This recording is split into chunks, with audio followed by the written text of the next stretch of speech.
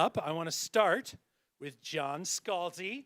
He is an award-winning and best-selling sci-fi author, including the Old Man's War series, Red Shirts, Collapsing Empire series, Starter Villain, his newest book, When the Moon Hits Your Eye, and many more, including nonfiction short stories and screenplays. He has been president of the Science Fiction and Fantasy Writers Association of America. He's winner of Hugo and Locus Awards. He's also a musician and owner of The Beast, a six-necked 40-string guitar that was once played by Spinal Tap.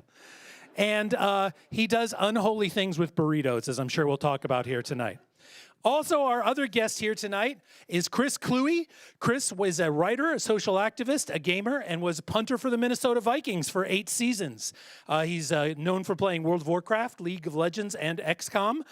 He's the author of several books that we have for sale here tonight. We have Beautifully Unique Sparkle Ponies, a collection of essays from 2013. Otaku, published by Tor in 2020. He also published a tabletop game called Twilight of the Gods that came out in 2017.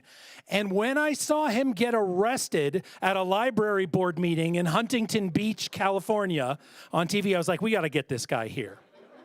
And seeing the two of them interact online on Blue Sky, I was like, this is something our patrons would love to see. So please join me in welcoming John Scalzi and Chris Kluwe.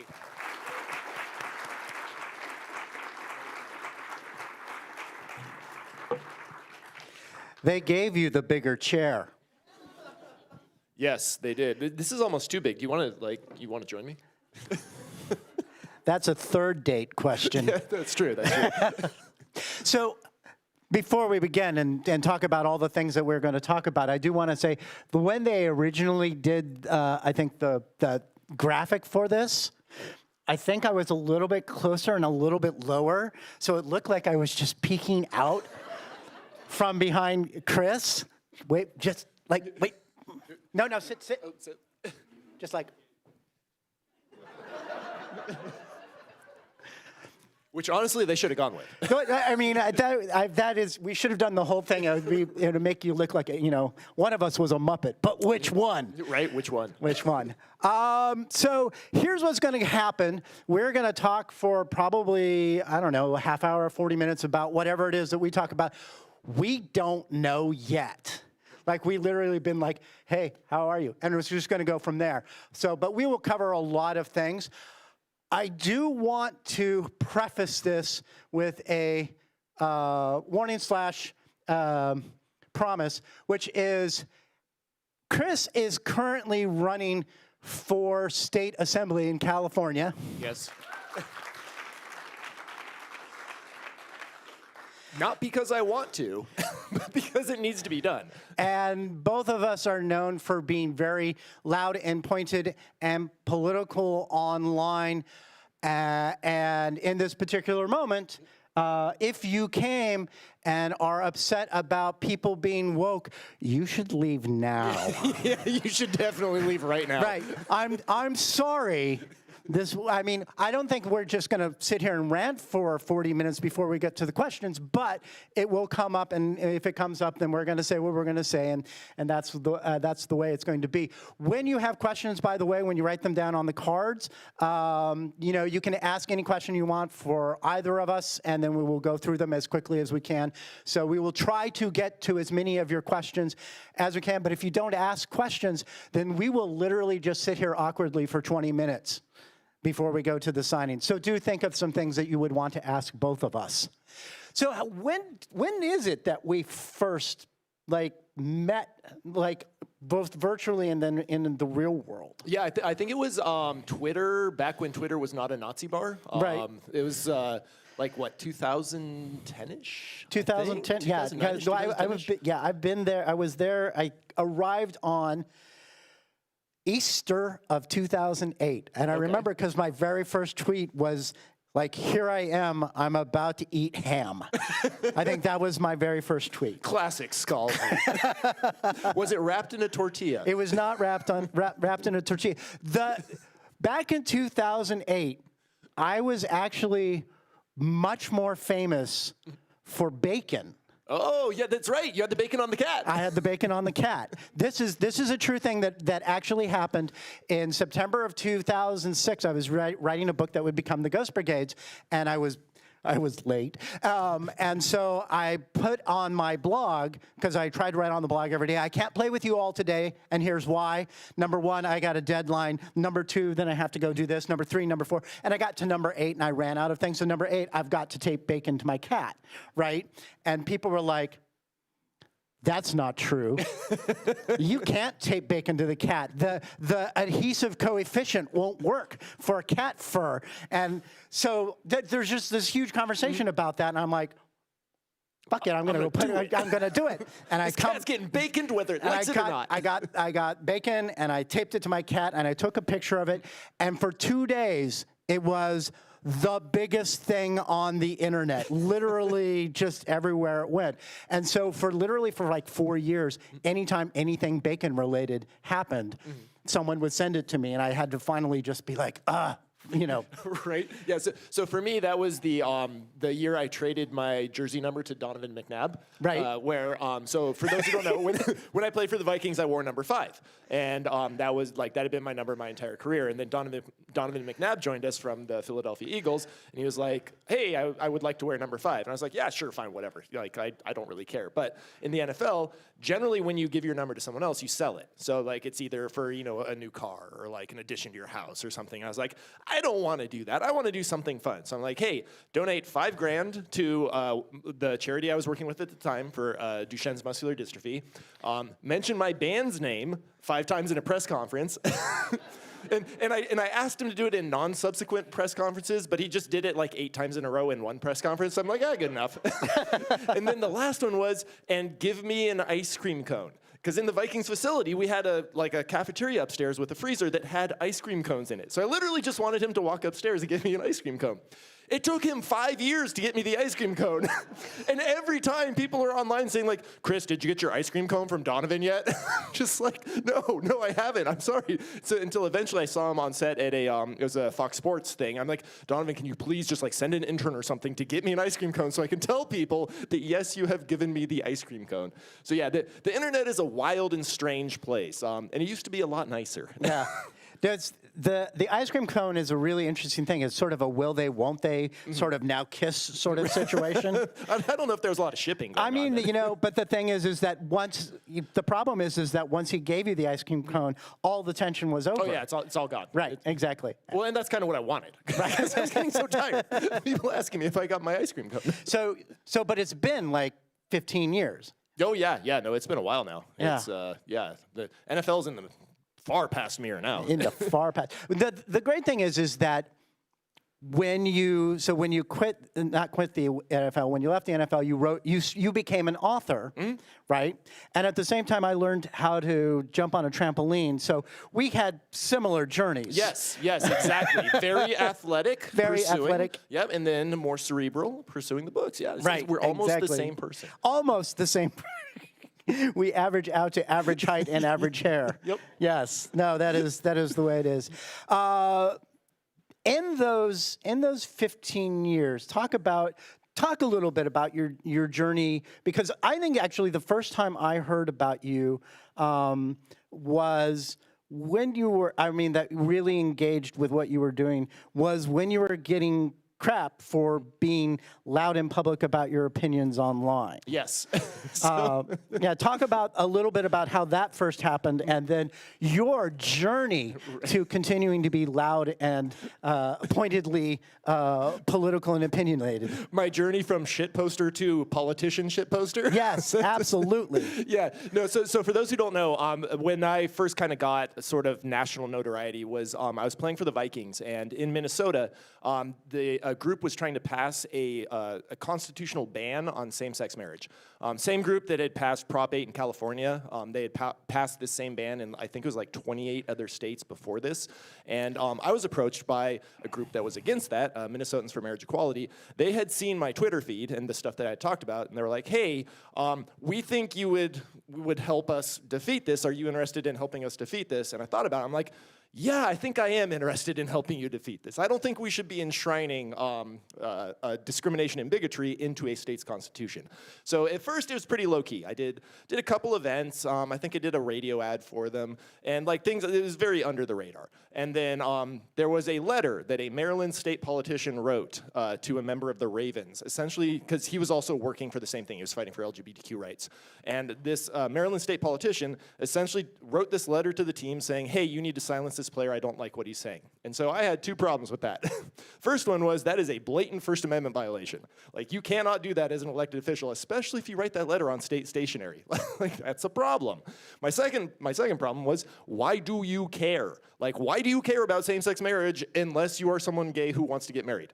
Like, there's literally no other person who that affects. And so I wrote a letter, an open letter in Deadspin, who I had contributed a couple pieces to before, that was titled, "They Won't Magically Turn You into a Lustful Cock Monster." That is in my book, Beautifully Unique Sparkle Ponies, the entire letter. And the reason why my book is called Beautifully Unique Sparkle Ponies is because you can't sell a book titled Lustful Cock Monsters in Barnes & Noble and have it stocked on the front shelves. I don't even know if they'll stock it in the back shelves. No. So that was really kind of where that letter went super viral, started getting national media attention, started speaking out on like, hey, this is why this is important. And so thankfully we ended up defeating that amendment. That was 2012 into 2013. And that was where we really saw kind of a flip in the nation on same-sex marriage rights, on gay rights in general.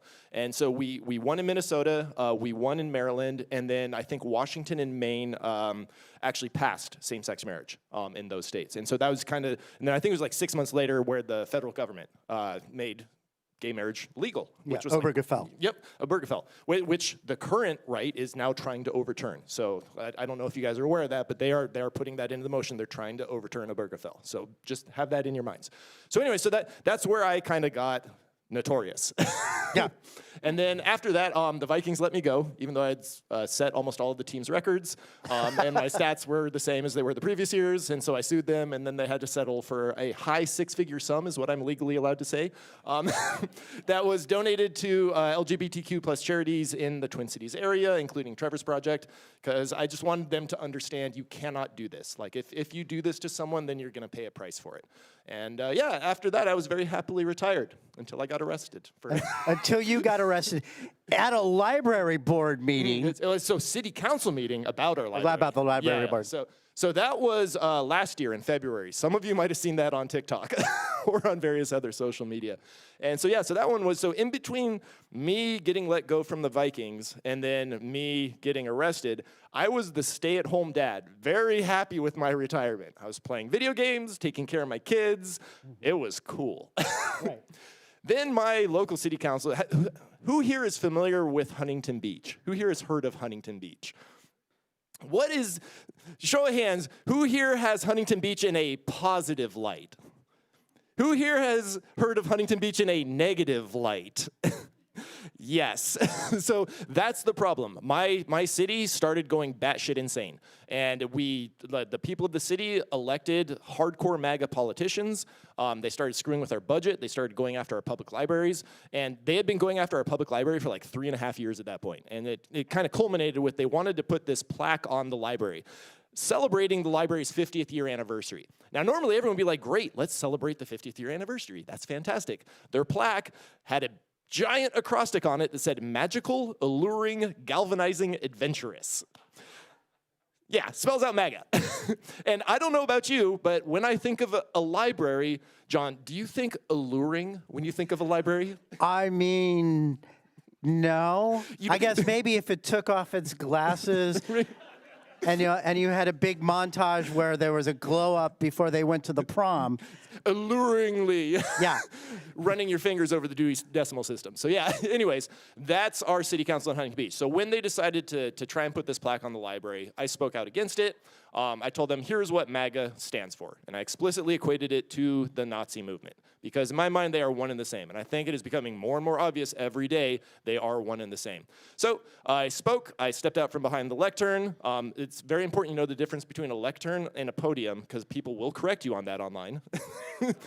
And then cops were on me, carried me out. That went super viral. Now I'm running for state office because my likely opponent is one of those city council members who was behind the attacks on the library, and I really don't want her getting more power. So yeah, now I'm here talking with now John. you're here. It is not lost on me that that very often the front line for a lot of this stuff is libraries, right? It was a thing that happened in Ohio, I think around 2010, where they were just going to cut library funding completely off the board. And just the response from Ohioans, not Republican, not Democratic, just Ohioans is, what are you doing? Why are you messing with our libraries? And just this pushed back on it. But time and again, we are seeing the attacks on the libraries. We are seeing attacks on the books.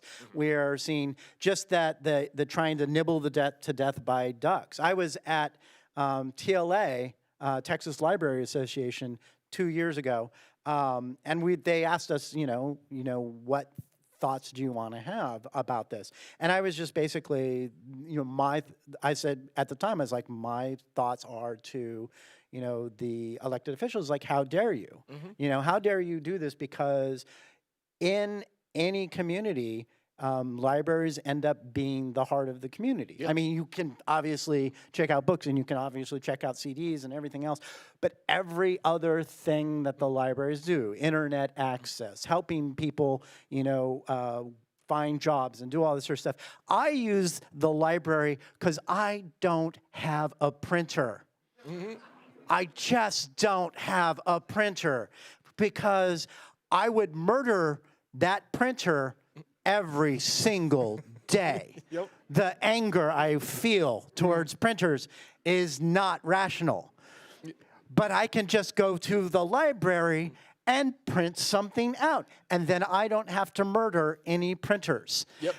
And there are libraries that will allow you to check out cookware. The libraries will check out cookware, check out garden implements, Yep. all of that sort of stuff. So every single time, and it's not just because the library is bringing us up here, but literally every single time someone starts doing something, it's like, well, we want to cut the library budgets, or and especially we'll cut the library budgets if you don't censor these particular. There is no scenario where the person who says, I want to restrict library access or I want to cut library funds is a good person. No, it's like you're never on the right side of history. You're never on the right side. You might as well have a neon light flashing over your head that says evil. Maybe Fascism. maybe low-key evil, but you're definitely evil, because once you tear out that community heart, then it becomes so much easier to do whatever else that it is, because this is one of the last, community places. It's one of the last third spaces where anybody can come and just use it. Right, and for people who think that socialism equates to communism, it doesn't. And guess what? This is socialism. the library system across America, one of the greatest acts of democratic socialism in our country, and it keeps so many people together. It allows communities to cohere around an identity, and it helps out people who aren't as fortunate as everyone else. Sure, right? absolutely. I was super fortunate when I was a kid. My parents had a ton of books in the house. I was able to go to the bookshelves and grab down any book I wanted. Probably around 500 to 600 books in my house, which is that's a pretty large private collection. Right. There are people who have maybe 1 or 2 books in the house, and if you want to read, you come to the library. We need to have these places available, because being able to read, being able to get lost in someone else's life and what someone else believes, that's how you develop empathy. That's how you care about other people. Yeah. And this isn't just for the library. We legit love libraries. Yeah, no, absolutely. I mean, I had the thing when I was growing up. My mom worked all day long, and so I went to the library, and Laura Tillman Whittingham, my children's librarian, she honestly deserves probably a Nobel Prize for dealing with me at ages 11 through 13, right? Were you the sarcastic smart kid? Oh, no. How did you guess that? How did you know that that was a thing that happened to me? Right?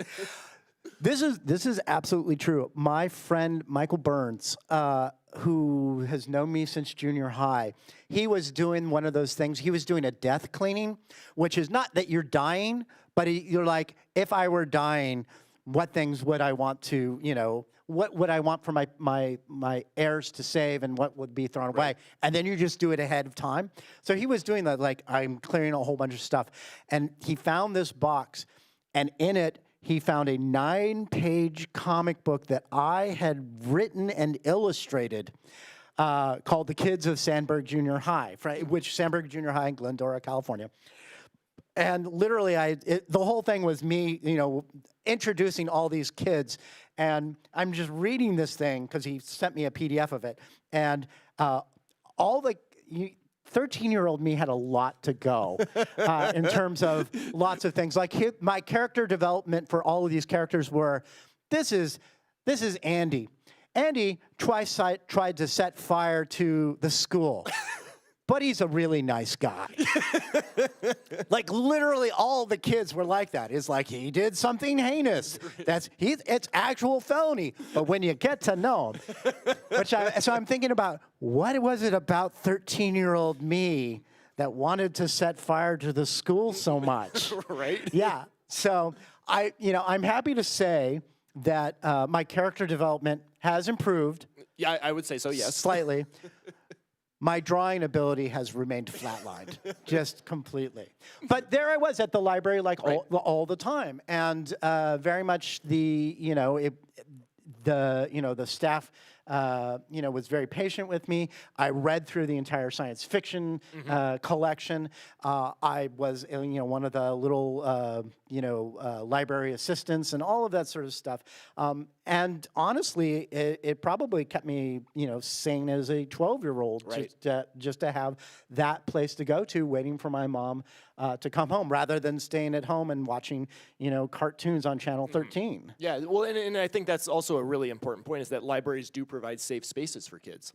Like particularly LGBTQ individuals, right? Who like maybe their home scenario is not great, but they can go to a library and feel safe, and there are books there with people like them. And that to me is one of the things that drives me to fight back against like book bans. Right, absolutely. Especially like LGBTQ plus book bans, is that like everyone should be able to walk into a library and see themselves. Yeah. Right? This is an apolitical space. This is everyone can belong in the library. And once you start taking that away, that's when I identify as a problem. Yeah, exactly. Well, and this is a very important thing. We are really going deep into libraries, and we will resurface and do some other stuff. But it's really a thing that they are going after, that particularly LGBTQ stuff, because they don't want people to see themselves there. And that really is the bulwark, because it is the once you get people to compromise on that, then where else are they going to compromise? It becomes easier and easier to compromise. And one of the things that gets said a lot by people who don't know is they're like, I would love to have my book banned because all of a sudden you get a lot of attention to the book and you're going to sell more. And it's like, oh, but that's not how that works. Right. Because here's a secret thing about libraries, which is libraries buy thousands and thousands of books. And if you take libraries out of the equation, then all of a sudden those books just don't get published because there's nobody who buys them. Right. Even for someone who is not, it was like, my books are from the point of view of a straight white dude. But if you were to take the library sales out of the equation, there's a big gaping hole in my reach. Yeah, no, it's a significant hit. So Right, it's a significant hit. So book banning is never a good thing. It's not a good thing for the community. It's not a good thing for authors. It's not a good thing for libraries. The only people who think of it as good are the people who basically live for controversy. Yeah. Well, and they want to control others. And they want to control others. So, and on that note. Actually, you have written science fiction. I have written science fiction. Now, tell me the journey from sports nerd to science fiction nerd? Because I don't think it was that big of a journey. I think it was always there. Yeah. So my journey was at the age of 4. I was reading the Hardy Boys and Tom Swift, and then I tried to read Asimov at like 6 or 7, bounced completely off that. Yeah. Found Ender's Game when I was in 6th grade, and even though Orson Scott Card sucks, Ender's Game is like I just don't understand how the dude wrote like a seminal book on empathy and then did not take the lessons from the book that he wrote. Like I don't understand that part. But yeah, no, I have always been a huge nerd. And contrary to my current appearance, growing up, I was the kid with braces, the thick Coke bottle glasses. I had the crew cut, and I was always carrying around a book. So I've always been a nerd. Like for me, I just also happened to be really good at sports. Like I liked running around on the soccer field. I liked throwing the baseball really hard. Like whatever I do, I like to do it to the best of my ability. And, sure. And fortunately, I've been blessed with genetics that have allowed me to be really good at sports. Like that's not something I chose. Like I didn't choose my parents. Right. It was just I got to do that. And so yeah, and one of the things growing up, so I was born in 81. So growing up in the late 80s, early 90s, there was still very much that jock geek divide. Like that was like you were either one or the other. There was no you did not cross over between the two. And I never understood why that was the case. Because yeah, I would hang out with my friends who were nerds. I'm like, great, we're having fun. We're playing video games. We're talking about science fiction, fantasy. We're trying to put together a D&D group, but no one wants to be the DM. Like things that young children do, right?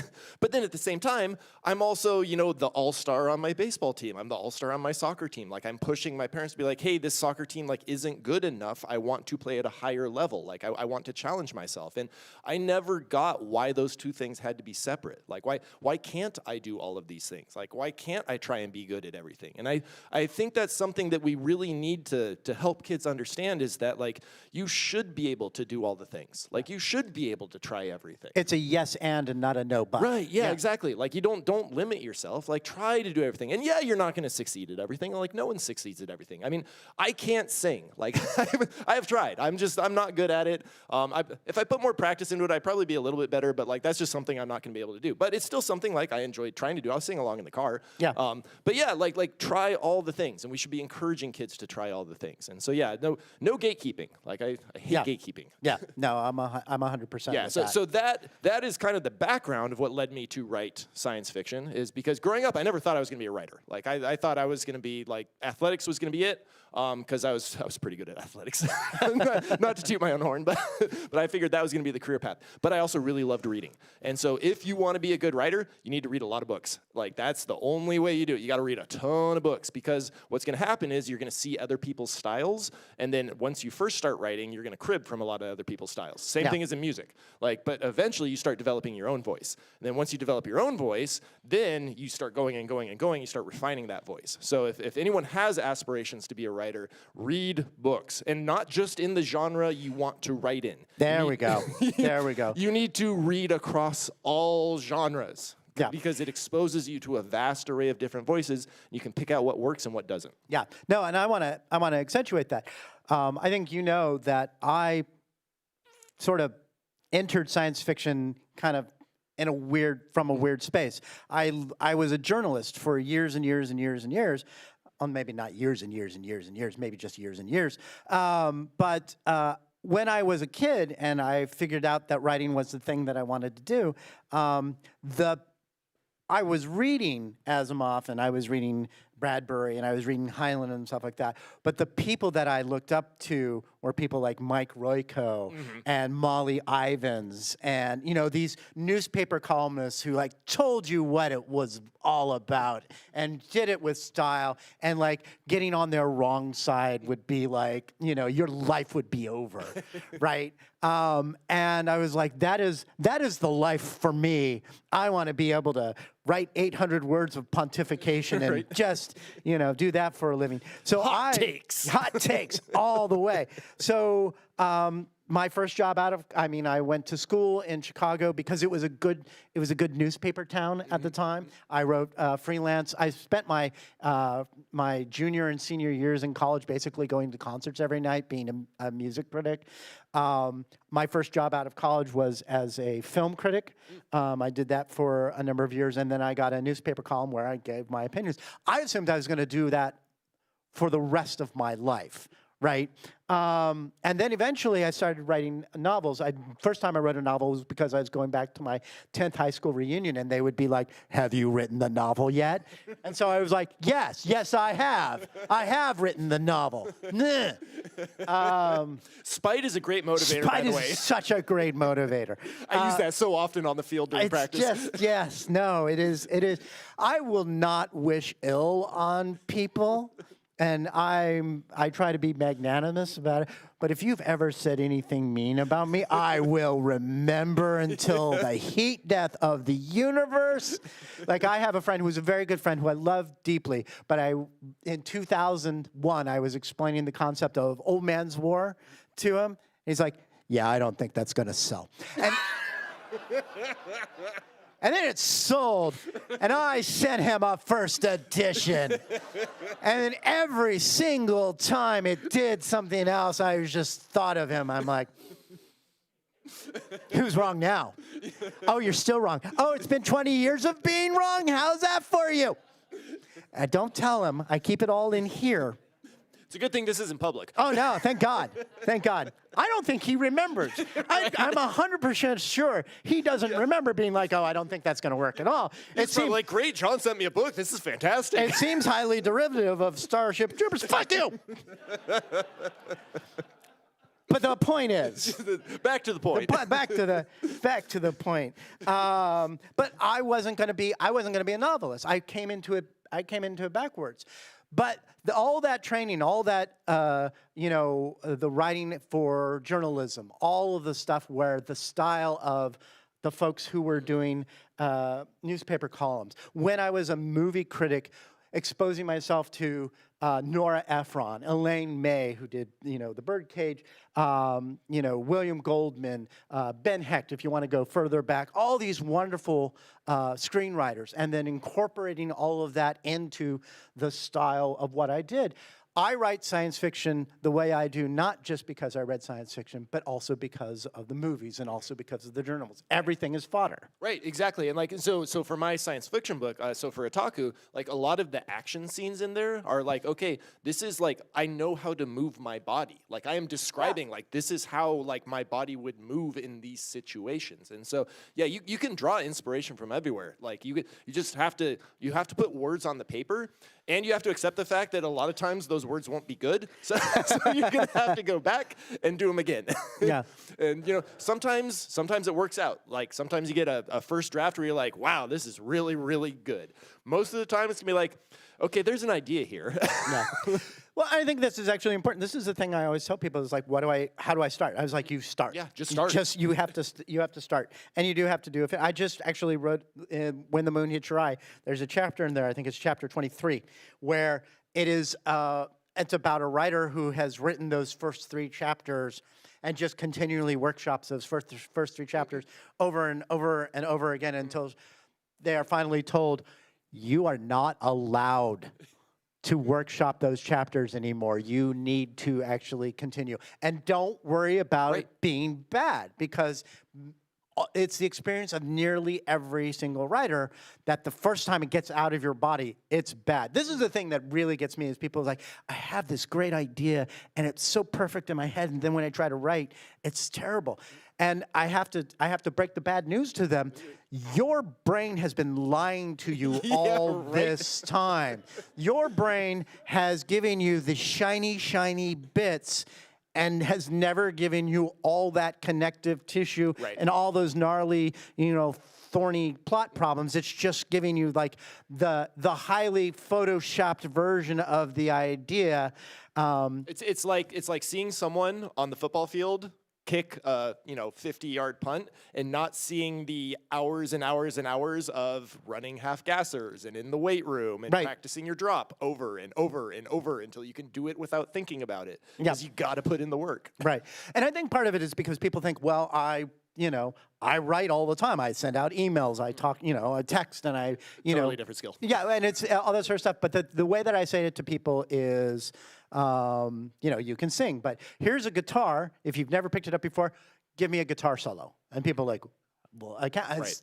Exactly. It's the same sort of thing. You can use words, but when it comes time to tell a story, that is something that you have to practice. And I think this is the thing. Which segues into AI. God, fuck AI.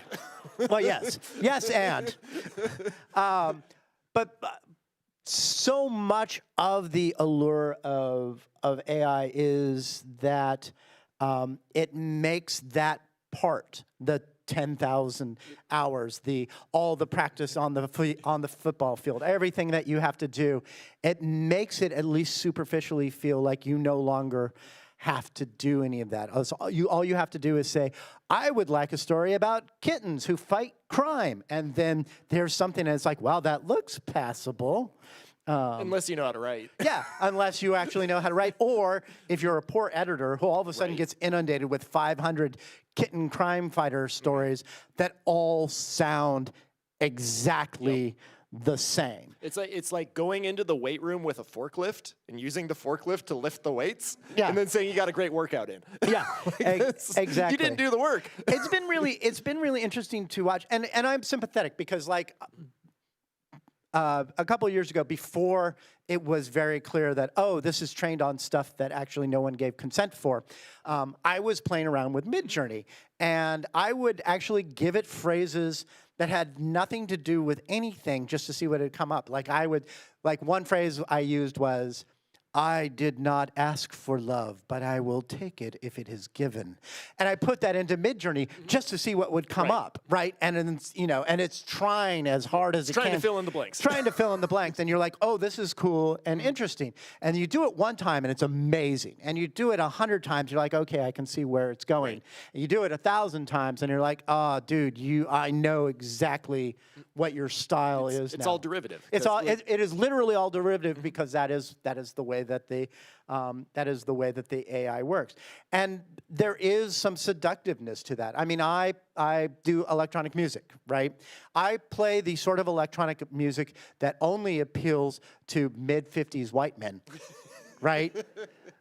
Like, they come to me, it's like, oh, I can tell that you've really been influenced by the Enos. And I'm like, well, yes, that is correct. But, in music now, they have all these things that it's like, we can do all your melodies for you. We can do all this sort of stuff. And I play with it. But the thing that I realize that it mostly makes me realize is after 5 or 10 tries with it, that I'm like, oh, I actually have to learn how to do this because otherwise I'm only stuck with this thing that can only do derivative. Yeah, like it's never going to have its own idea. And to me, as a writer, like, the greatest part of writing something is that moment when you're working towards whatever you think your plot is, right? Like, you have an idea of where the plot's going to go. And then all of a sudden, you realize your characters wouldn't do that because now they're talking to you. Right. You know what I mean? Like, the character has now come alive, and you're like, wait a minute, I'm not telling them what to do. I am describing what they are doing. Right. And that's such a cool feeling. And like, you can only get that if you have created that. Like, you're never going to get there just by trying to fill in the blank. Yeah, you're never going to get there if you're basically vibe coding your story, right? Because it's just not going to happen to you. I will tell you this because I see them collecting the questions, so we'll get to them. But I will say this. Do you want to know when it was that I finally wrote a story that went exactly where I had expected it to? Would you like to know when that was? Hasn't happened yet. Thank you. No, it was 2016 when I wrote The Collapsing Empire, right? Okay. Prior to that, I would write a story, and then I would be surprised where it goes, and I would spend a lot of time just like being, okay, let's figure out how I'm going to make this work because this book is due in 3 weeks. But it wasn't until 2016 when 25 years into being a writer, after being a New York Times bestselling author, after winning the friggin' Hugo, that I finally wrote a book where I was like, I am in complete control of my instrument. Yep. Yep. Right. Yeah, I mean, on the football field, it's the same way. For me, it was always like I know what to do. I know how to make my body do it, but I still don't feel like I never felt like I had a perfect game. Like, I never felt like everything went exactly the way I wanted to. Like, I got close a couple times, and it feels really good to get close, but I never had that perfect where every punt was exactly the way I wanted it to be. But it's something to strive for, and, like, you should always strive for it. Right. So. And I want to say that since then, particularly with the book I'm writing now, which I showed you the cover for, you can't see it yet. I'm sorry. I'm special. He is special. He's a special, sparkly, sparkle pony. It is one where, well, I will tell you that it takes place in contemporary time, and it involves a small rural town in Ohio, not the one I live in, but maybe 5 miles to the west. Writing that has been a exercise in having to improvise because current events are catching up to it. So that's been fun. Not every book, even after I'm fully in control of my instrument, that things will take precedence. We have a lot of questions here. We're gonna zip through as many as we can in Lightning round. in 17 minutes. In the introduction to The Left Hand of Darkness, Yosuke Le Guin explains that science fiction isn't about the future. How much do you agree with this? Does it affect your writing at all? Go. Yeah, so I think science fiction is always about the present, but can be about the future. Because we're trying to envision a future, right? For a lot of books, we're like, okay, what if this happens? But every writer lives in the present. And I think that comes into your work no matter what. Yeah, absolutely. I live in the now. Right. I live in the now, and my attitudes are ever in the now. And that's why all books, not just science fiction, but all books inevitably age. You know, the golden age of science fiction, if you come to it like right now, there are a lot of people like, oh my God, what? And this is the thing, this is one of my bugaboos, but I won't go into it for too much, but like every once in a while I'll go onto Reddit and someone will be like, oh, I want to introduce my kid to science fiction, and what book should I suggest to him? And they always go like, well, start with Heinlein. It's like, no! Do not start with Heinlein. No, don't do that. Start with something like from the last 5 years that is speaking the same language that the kids are. They can get back to Time Enough for Love or something like that when they want to. Yeah, I see you there shaking your hands like, no, don't make them read that. It's like, no, don't do that. Give them the stuff that makes it easy to get into now, and then they can do deep dives later. Tell me how you feel about Audible. I realize you got to do what you got to do. I'm a big audio book user, but I recently cut Amazon out of my life. And also, I love Dispatcher. Hope at some time you can listen to the stories off Audible. Well, one, those are available in print and ebook through Subterranean Press, so you can get them that way. So that's good. It's very complicated because this is a discussion, and I think you've seen me having it actually just recently, where we talk about the situation where you make we live in a world where it is not, unless you are basically living in a lean-to and drinking pure rainwater. I see you live in a society. Yes, I live in a society, and so you have to make those decisions and those choices. Audible, who I have a long-term contract with that mirrors my Tor contract, and who has been lovely to work with, is also part of the Amazon behemoth, and they don't play nice with, for example, libraries, and they don't play nice with other places. You can get my Audible exclusives on Apple for some reason, but literally not anywhere else. And so people keep saying to me, why can you talk to them? And my thing is that, one, every time Audible asks me, I'm like, put me in libraries. I will be the test case for library access, because I think they're leaving money on the table, one, and two, it's just a goodwill gesture. But the simple fact of the matter is, Audible showed up for my books when nobody else did. When it came time for my contract with Tor, they were like, we will give you a mirror contract. I have now 2 publishers. Every time one of my books comes out, I have two publishers with two completely different marketing departments doing different things. Tor put me on tour for Starter Villain. Audible gave me a TV ad, right? You put those two things together, and all of a sudden, Starter Villain, and also that cover. Everyone loves a cat. It was a breakout novel for me. People who had never read me before read that book. So it is the question of the give and take of living in capitalism. And if I can add on to that real quick, as someone who is running for public office, if you do not like that, contact your elected officials and ask them to start enforcing our anti-monopoly laws. That's how you fix that problem. Yeah. John and Chris, are there any moments in your own writing that you still get excited or stab you through the heart when you go back and reread them? Yes, so I'm actually doing copy edits on a book I have coming out this July. It's called Shades of Forever. I originally wrote it on Royal Road just as a exercise in writing. Like they had a November write-a-thon, try to write X amount of words in a month. I was like, oh, sure, I'll try to do something. And it turned into this story that I am so proud of this story because normally my writing tends to be a little bit depressing because I'm a history and poli-sci major. And I'm just like, okay, well, yeah, the good guys will win, but still they're stuck in like a bad spot. But this one, I wanted to write something like optimistic, even though it's set in a dystopic future. And just even going back and rereading it now, I must have read this thing at least like 20 or 30 times by now, just doing drafts and edits and everything. And like, I'll still go back and read it and it makes me laugh. And the characters make me like I still don't know how I did it. It's like catching lightning in a bottle. And like, it's just one of those where I could read that book till the day I die. And I can't believe I wrote it. So. Yeah. A lot of my whatever posts are actually things that I come back and they still get my attention. 2005, after Hurricane Katrina, and people like 1,000 people died in New Orleans, and a lot of them were very poor people who didn't leave. And a lot of people, including friends and stuff, were like, "Why didn't they just leave?" Right? They couldn't. And they couldn't.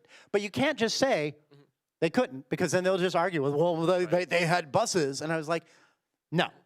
So I wrote this piece. It was called Being Poor because I was like, government cheese, occasionally homeless poor growing up, right? Not always, and there are times that I, hit middle classness, but then came back down. And so I wrote a piece that was just about the experience, my experience, the experience of people I know of being poor and what it's like over and over and over again. The very first line is, being poor is knowing how much everything costs, because you have to. And just leading up to all these things, and the very last piece of that thing was the line, being poor is asking, people asking why you didn't leave. Because it wasn't enough to just say they couldn't. You had to show the situation where it goes. Every time I read that, it gets me here because it is my life experience. It is the experience of people I knew. And it was the experience of a lot of people who don't have options and they don't have margin. And it is one of those things that if you've experienced it, it never leaves you. And if you haven't experienced it, no matter how empathetic you want to be, it is difficult to understand. And this is not just about poor. It's also about being a person of color. It is also about being gay or lesbian or trans in the world where not everybody is that and not everybody understands that. These are always issues. What is an obscure piece of media that you love that others should know about? Ogre Battle March for the Black Queen on Super Nintendo. It's my favorite JRPG of all time. It is fantastic. Good luck trying to find it. It is super expensive. Yeah. Or you could just pirate it. I will do a video game as well. Two, actually first, and I don't know that they're obscure. It's just that they are old. The first is the Dishonored series, which I absolutely love that. They did a sequel sort of thematically recently called Deathloop. Okay. Oh, Deathloop was great. Yeah. That one's fantastic. And now and Grim Fandango, which is, oh my God, I love it so much. As someone who grew up in Southern California and got the whole vibe of of the Hispanic culture and the Dia de los Muertos and everything else like that. Just it sounds kind of weird, but it's sort of like the weird Mexican noir of it kind of feels like home, and hard to explain to people. This one's for me. Some of my books have John Harris art on the cover. Do you have any of the prints or originals? In fact, I have both the John Harris Old Man's War cover and the Donato Giancola Old Man's War cover, which was the one from the hardcover. And I have both of those, and I have another Harris as well, and I have the originals. And every time someone, a particular friend of mine comes, she's always like, "I'm going to steal those from you," and I'm like, now that you've said that, I know where they will be. Daring art heist. Well, but actually, that's the thing for you. When you first saw the artwork on your cover for like Sparkle Ponies or for Otaku, how did you feel about it? It was really cool, like especially for Otaku, because Sparkle Ponies is just me sitting on a carousel horse in my driveway. It was kind of a weird photo shoot because it was like in the neighborhood, and so the team literally brought these props over, so I'm sitting on a carousel horse, people taking pictures as the neighbors drive by, kind of like, what the fuck is this guy doing? But yeah, no, the art for Otaku is great, and then the art for Shades of Forever is awesome. I think you can find it online. We wanted to go very kind of retro-ish with very simplistic, kind of what you would see at the grocery store, right, like on the paperback section. So I was really happy with how that one turned out. Here's one for you. Two, actually. One, do you have dog, cats, or other animal family? And tell us more about your T-shirt. Ooh, okay, yeah. So I do. I have a dog. We've always had dogs. Our current one is a Chihuahua Terrier mix. Her name is Jenny, and she thinks she is people. So she's very vocal, and will let you know when she's not getting attention that she needs. And my T-shirt, for those who can't see, is actually very simple. This goes down. Wait, are you saying revolution? Well, I'm just saying historically, when you have levels of wealth inequality like we're seeing, that's one of the outcomes. I don't want to see that outcome. Strange how that happens. Okay, this one's heavy duty. I'm a teacher at a high school, and a coworker of mine is a student wearing an ice jacket. Students' parents have called the school saying it's interruption, but the school's lawyer have said the student is allowed to wear it. How do you recommend that I effect change in this situation? That's a really tough one. Right. I don't know that we currently have a good answer for that, because we do have the First Amendment, which does protect speech, even if you don't like that speech. At the same time, public shaming is still very much an option. So if your children, say, wanted to get together and be like, hey, let's just make sure that that person knows that they're a really bad person, that could go a long way. And actually, I have seen this personally. I work safety at our local protests in Huntington Beach. We have one every Sunday. And we had a group of kids on bikes. They come out, they're little shits, but they're like freshmen, so you're allowed to be a little shit. You just, don't be too much of one. So anyway, so they come up, they start talking strategic stuff. shit. Yeah, exactly. Like there's a line. I'm allowed, I will allow you to do quite a bit, just because kids need to learn. They need to have that space to discover who they are. But at the same point, there is a line where if you cross it, I'm not gonna be okay with that. And so these kids come up, they're talking about how oh, I love ice. And they're getting people riled up. And then one of them fucking says, I love Hitler. I'm just like, nope, you got to leave right now. And full dad voice, Yep. you can put kind of that growl in your voice. Oh yeah, yeah. So and then I see them kind of look at each other uh-oh, he's and yep, sure enough, they turn and left. And where it's just we need people to understand that there are certain areas, especially kids. There are certain things that, yeah, I get it. You're trying to provoke a reaction, but certain things, nope, you have crossed the line. Yeah. And, you need to stop that right now. It's the whole thing of freedom of speech is not the same as freedom from consequences. Exactly. Yes. And Terry Pratchett does a great job with that, by the way. Where it's yeah, you can say whatever you want, but don't be surprised when someone punches you in the nose. Yeah. Yep. Absolutely. Well, what is the process of creating a board game? Ooh, process of creating board games. So first you have to come up with an idea. So for me, it was, I really like Magic the Gathering. I really hate getting mana starved and mana flooded. For those who don't play Magic, that means essentially you have a lot of cards and you can't play them because either you have not enough resources or you have too many resources and not enough cards to play. So I wanted to try to solve that problem. I like solving problems. So once I had the idea, I was like, okay, well then what do I do from there? And so First, I invited my brother to help me because my brother is 2 years younger than me. We did not get along growing up because I would build things and he would break them. And so the thing is, when you are creating a game, you need someone who knows how to break your game. Because if you don't break your game when you're designing it, your players are going to break your game once you release it. Absolutely. So really, you really need someone who knows how to break a game. And at that point, it's just iteration. Just trying to figure out, okay, what kind of game do we want this to be? We settled on a competitive deck dueling game. Do we want people to have to collect cards? No. Okay, so it's going to be more of a living card game type. How many factions do we want? Like, how do we want the game to play? So just iterating through that process. And then the other, I will say this rule worked really well for us. I would highly recommend it for everyone else.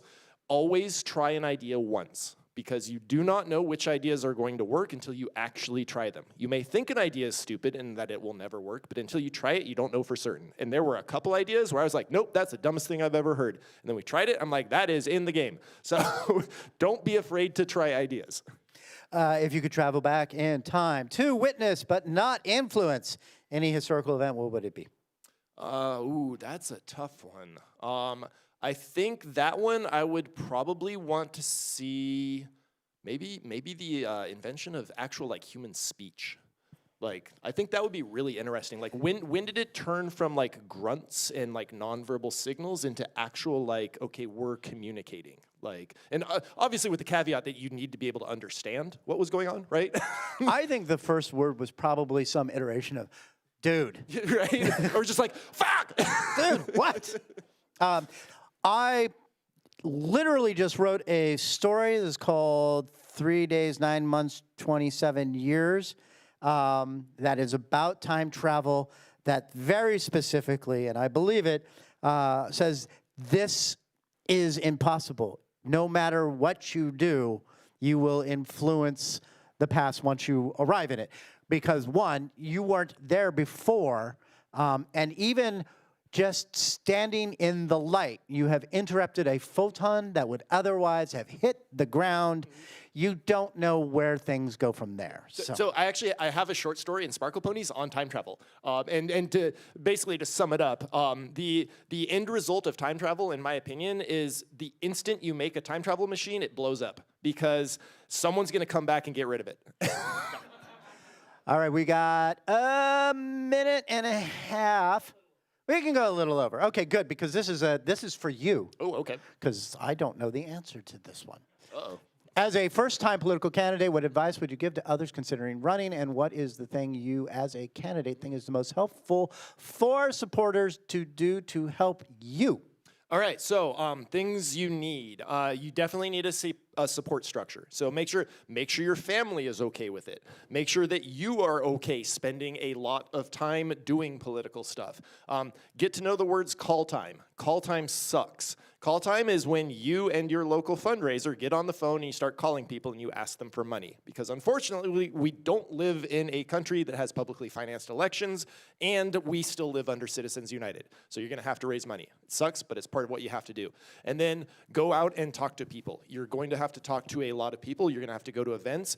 I am naturally introverted. I am not particularly a person who is drawn to go to events, but because I want to win this race, I'm going to put in the time to do it, just like I put in the time to run gassers and to lift weights. Like you're gonna have to do things that you don't want to do. So yeah, that's kind of the big thing. What was the second part of that?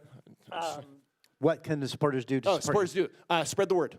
Tell your friends, tell everyone you know, sign up to volunteer. Obviously give money if you can. If you can't, it's not a problem. But like that really is, you have to spread the word, because a lot of people don't vote or just vote for the wrong person because they don't know, right? Like, especially with the loss of local newspapers in this country, particularly where I live in Orange County, like people just don't know what's going on. So if you as a trusted friend tell them, hey, I've checked this person out, I like what they stand for, maybe you should think about supporting them, that goes a much, much longer way than me sending out a piece of mail saying, here's Chris Kluwe, he did this.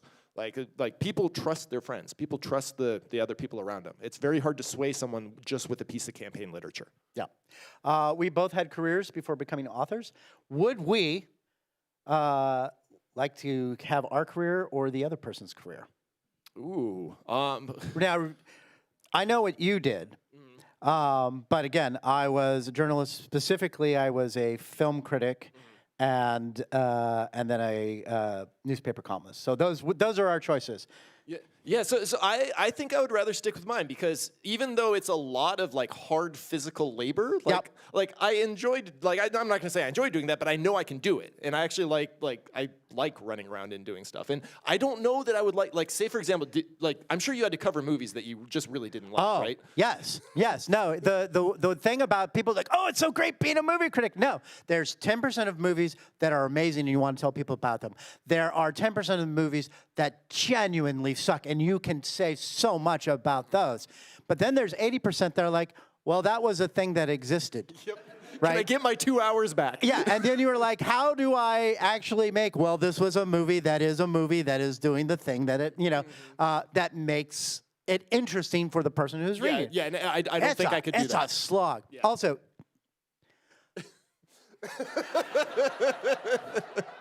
might be tough. Yeah. I think we know my answer there. If you could assign a science fiction novel to every government official to read, what would it be? Ooh, good. I mean, the problem is that not every book is for every person, and the thing is not every book is going to be effective. I guarantee you the vast majority of politicians have at one time or another read both 1984 and To Kill a Mockingbird, and look where we are. I think for me it'd be Paolo Bacigalupi. I think that's how you pronounce the last name. Paolo Bacigalupi, yes. Paolo Bacigalupi. The wind-up girl.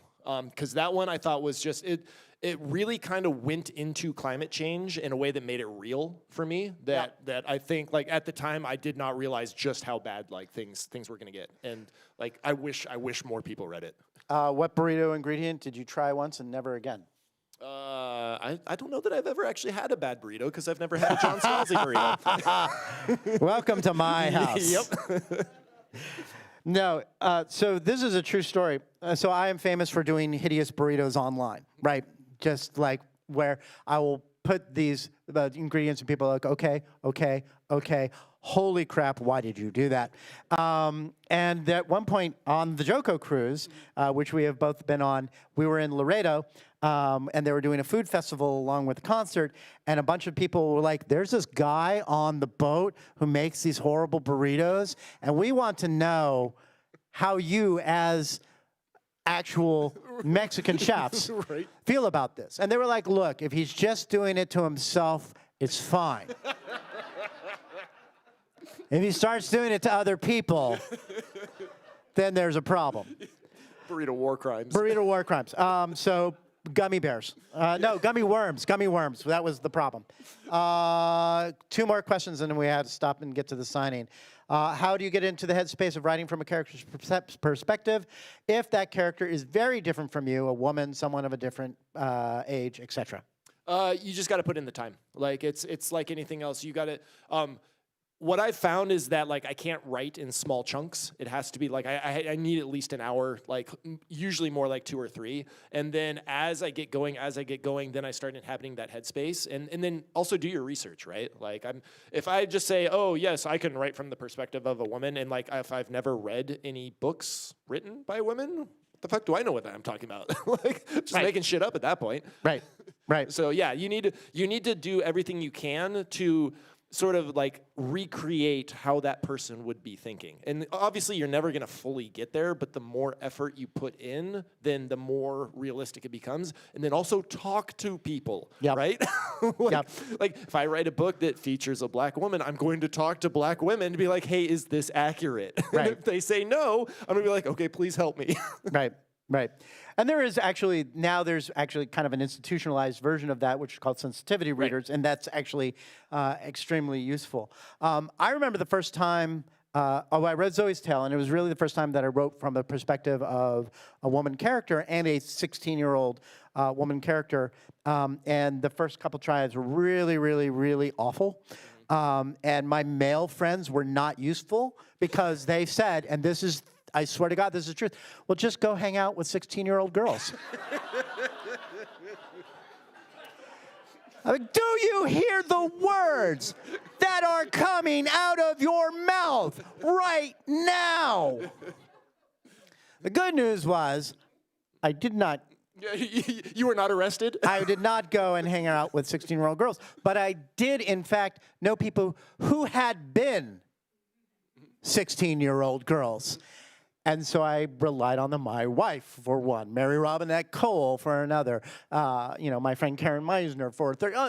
All these people who not only had been 16-year-old girls at one point of their life, but also who I trusted to like me enough not to bullshit me about what I was doing. And having the people who were like, I love you too much to tell you a lie. Right. You need people who can tell you, you're fucking up, you need to stop. Yes, exactly. All right, last question. There are lots of other questions here, and we're not going to get to them, unfortunately. Most of them are for me specifically, so I don't want to do them. If you remember your question during the signing, come up and ask it to me, and I will give you the answer. But this one is for both as notable posters. Oh, yes. What is your history with internet forums, and how do you feel about their decline relative to social media?